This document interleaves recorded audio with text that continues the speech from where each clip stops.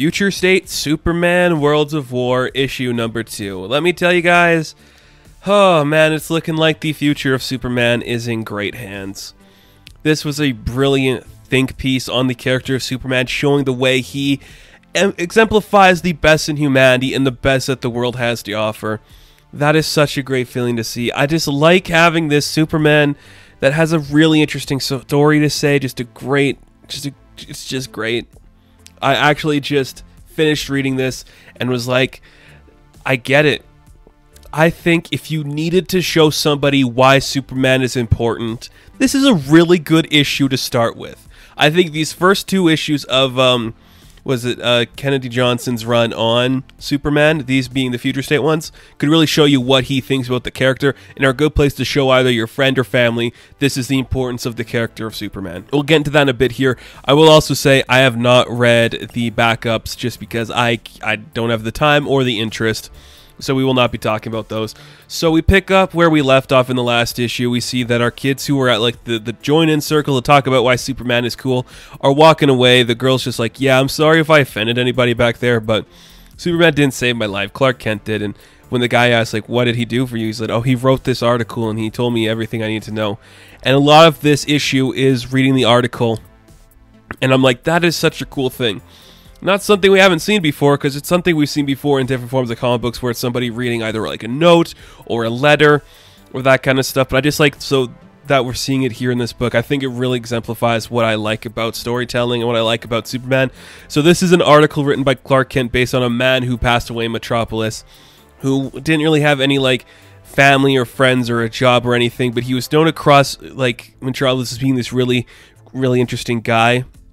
And the story kind of goes like, it's a story of like triumph and torment and coming out of it on top and always being yourself. So the story is about this guy named Edgar Waters, and he was like this older man when he passed away. But in like 1942, he was 22 years old and he was going to join like the war. He wanted to just like get into the war, but he couldn't go because of his foot, so that was a deformity about him. So he was going to become like this musician, but something about seeing the way that the war was taking place and seeing all these people fighting for their country, he decided he was going to overcome it and join it in any way he could. And as the story is being told, it's kind of like mirroring the journey that's happening with Clark Kent on Warworld, which is kind of a really fun thing to see. Like the artwork looks so clean and sharp and has this really beautiful attitude about it. I think it looks really cool.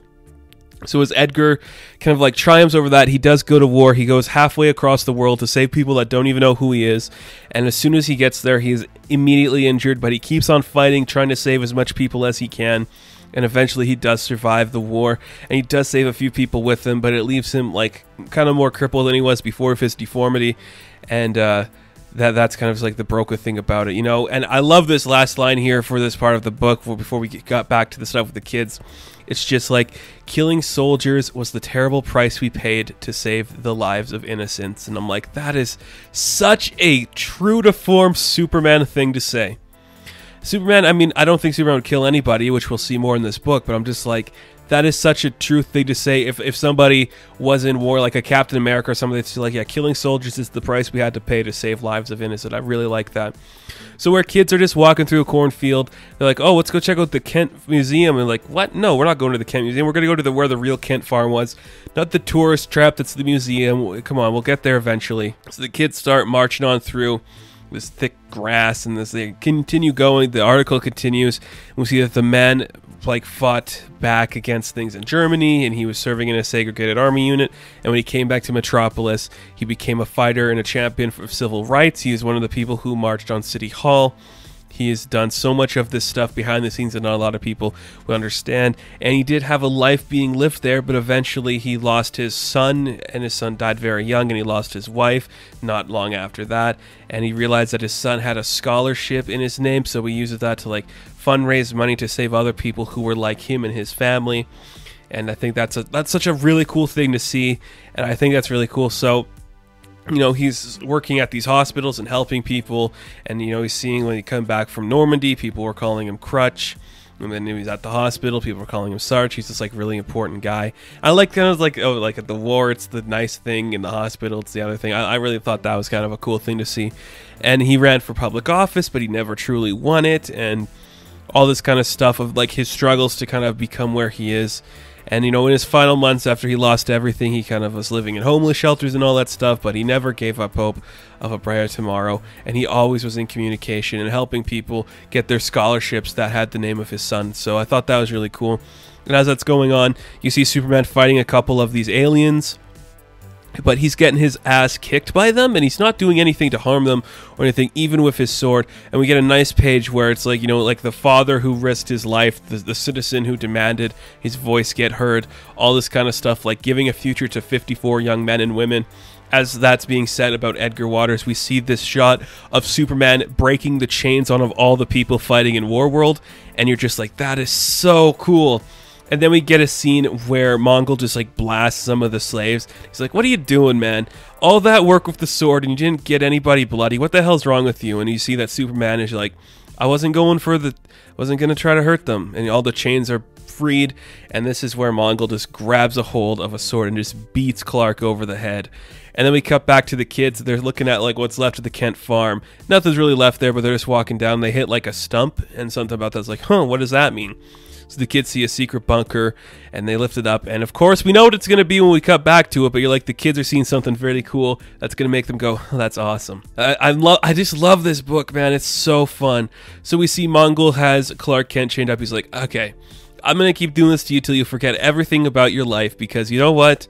When this is all over, you're just going to be a soldier of Warworld. You're going to be another slave in my slaves.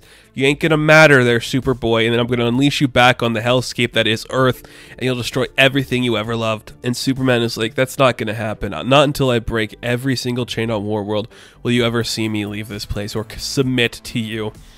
If it means submitting to you, then and everyone's free, I'll do it. But I'm going to risk my life to save every single slave on this place, and then I'm going to go home.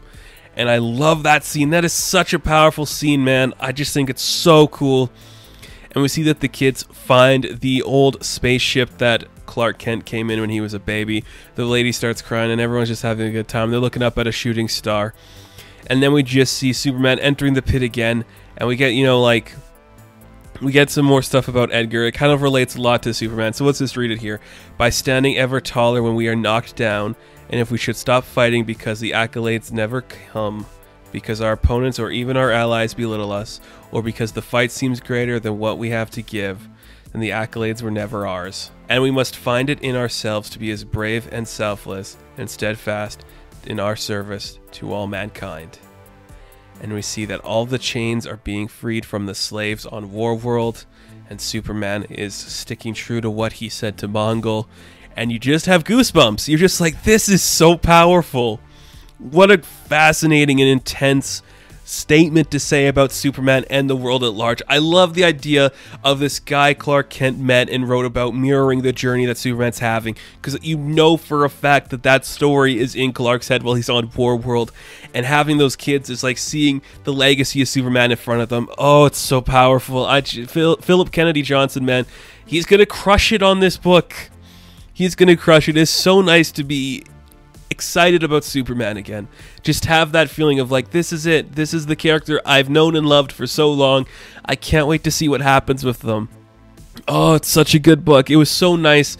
This was such a fun little story. And like I said, if you want to show somebody why Superman is awesome, you should show them this book, because it has that impact and that flavor that really matters and really adds something intense to the book. It was so fun to read. Such a compelling narrative, one I think everybody will enjoy.